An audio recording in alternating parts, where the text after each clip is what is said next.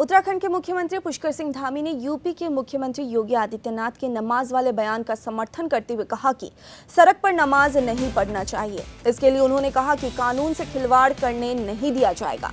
उत्तराखंड में देश और दुनिया से श्रद्धालु चारधाम यात्रा के लिए पहुंचते हैं। ऐसे में किसी के सड़क जाम करने की इजाजत किसी को भी नहीं दी जा सकती।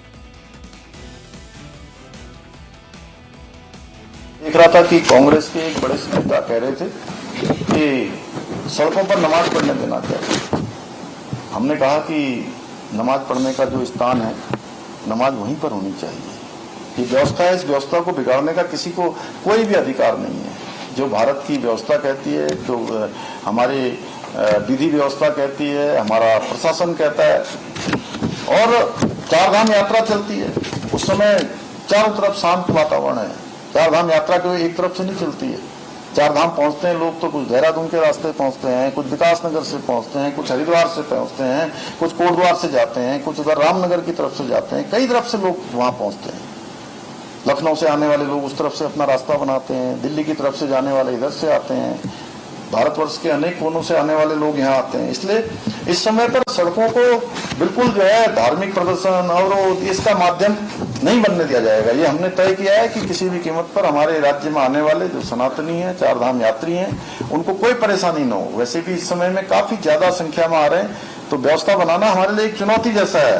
आस्था का सम्मान सभी को करना चाहिए, लेकिन कानून और जो व्यवस्था है उससे ऊपर कोई नहीं है।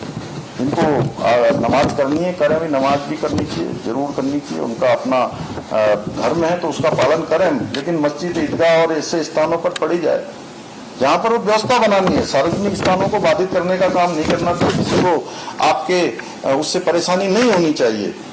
और इस दौरान ये किसी भी प्रकार से, और कुछ लोग केवल हर बात को वोट बैंक की दृष्टि से देखते हैं, वो भी बिल्कुल ठीक नहीं है कि वोट बैंक की दृष्टि से इसको देखा जाए।